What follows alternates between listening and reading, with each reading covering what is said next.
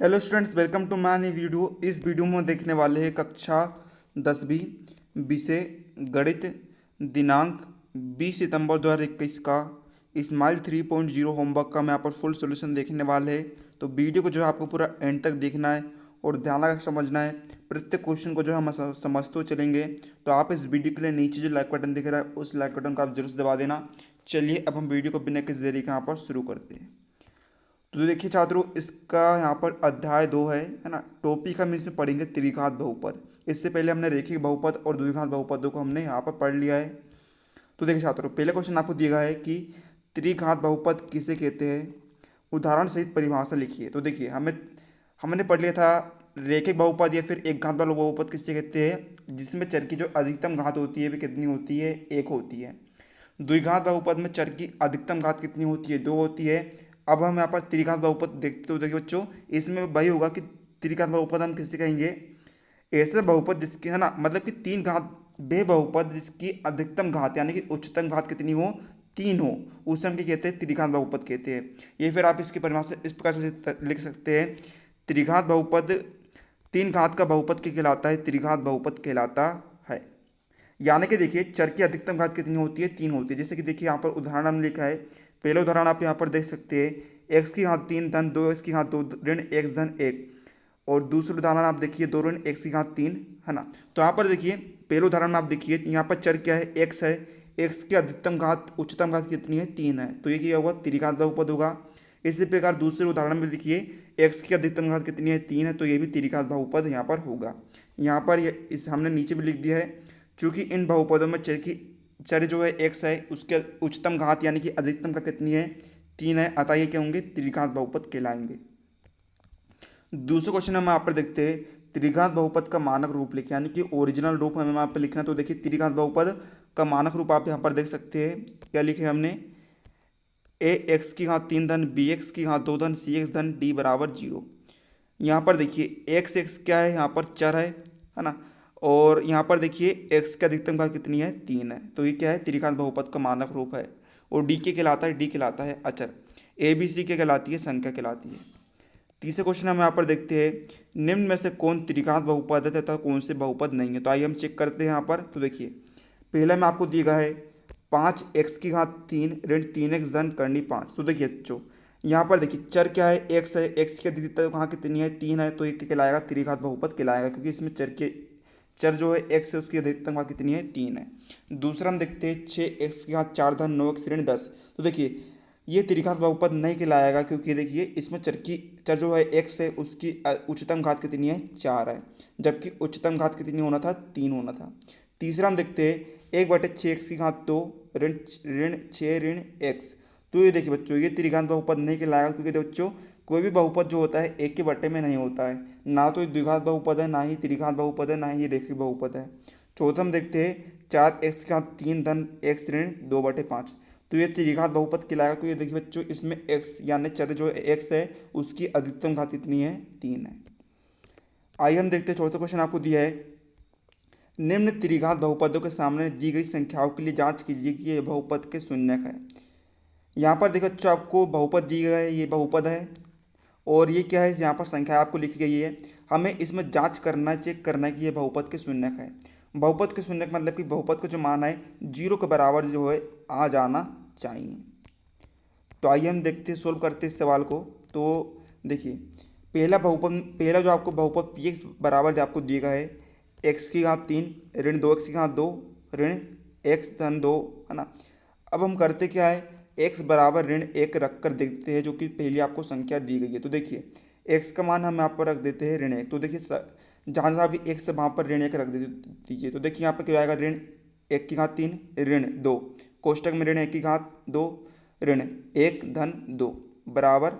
तो देखिए ऋण एक की घात तीन मतलब कितना आएगा, यहाँ पर ऋण एक आएगा, ऋण दो इंटू ऋण एक की घात दो, यहाँ पर एक ही जाएगा, है ना। ऋण और ऋण के गुणा करने पर कितना आता है, यहाँ पर धन आ जाता है। ऋण ऋण एक का ऋण एक धन दो का धन दो। तो देखिए ऋण देखिए यहाँ पर क्या होगा बच्चों, ऋण एक ऋण दो का एक से गुणा करेंगे कितना यहाँ पर आएगा, ऋण दो यहाँ पर आएगा, ऋण एक धन दो, ऋण एक से ऋण एक कैंसिल, ऋण दो से धन दो कैंसिल। तो यहाँ पर कितना आया बच्चों, जीरो यहाँ पर आपका प्राप्त हो जाएगा। दूसरे में हम करते क्या है, जो आपको संख्या दी गई है x बराबर धन एक, हम यहाँ पर रख कर देखते हैं। तो देखिए जहाँ जहाँ भी x है वहाँ पर आपको एक रख देना। तो देखिए यहाँ पर क्या आएगा, एक की घात 3 ऋण 2, x के स्थान पर एक की घात 2 ऋण x के स्थान पर एक धन 2। तो देखिए एक की घात 3 मतलब कि एक, ऋण 2 को x से गुण करेंगे इतना आएगा यहाँ पर ऋण 2 ऋण 1 धन 2, +1 से -1 कैंसिल, -2 से +2 यहाँ पर कैंसिल, यहाँ पर कितना आएगा, यहाँ पर 0 आएगा।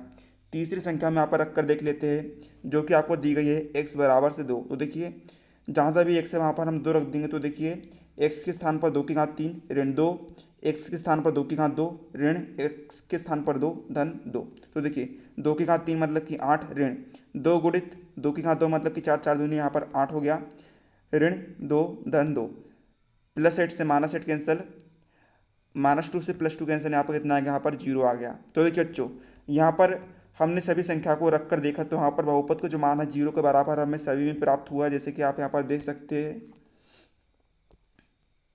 तो ये सभी संख्या जो है, जो कि है ऋण 1, अतः ऋण 1 धन 1 और 2 क्या है, बहुपद के शून्य यहाँ पर कहलाएंगे। दूसरे क्वेश्चन में यहाँ पर देखते हैं, बहुपद px बराबर से आपको दिया गया है क्या, 2x की घात 3 ऋण 2x की घात 2 ऋण 7x ऋण 2।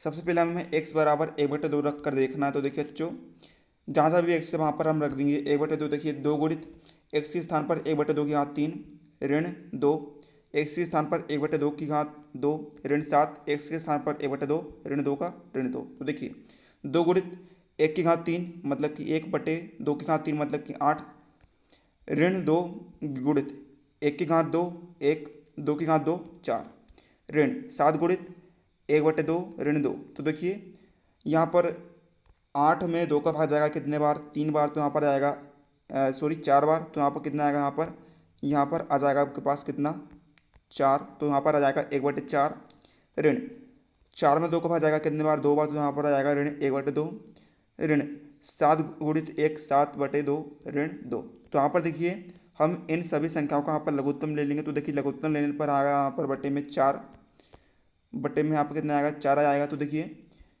4 में 4 का भाग जाएगा एक बार, एक का गुण कर देंगे हम ऊपर के 1 से, यहाँ पर कितना आएगा, यहाँ पर 1 आ जाएगा ऋण का ऋण 4 में 2 का भाग जाएगा 2 बार, 2 को गुण कर देंगे हम ऊपर के 1 से, यहाँ पर कितना आएगा, यहाँ पर 2 आएगा ऋण 4 में 2 का भाग जाएगा 2 बार, 2 को गुण कर देंगे हम ऊपर के 7 से, यहाँ पर आएगा 14 ऋण का ऋण यहाँ पर 2 के बटे में 1 होगा, 4 है ना, 4 में 1 का भाग जाएगा 4 बार,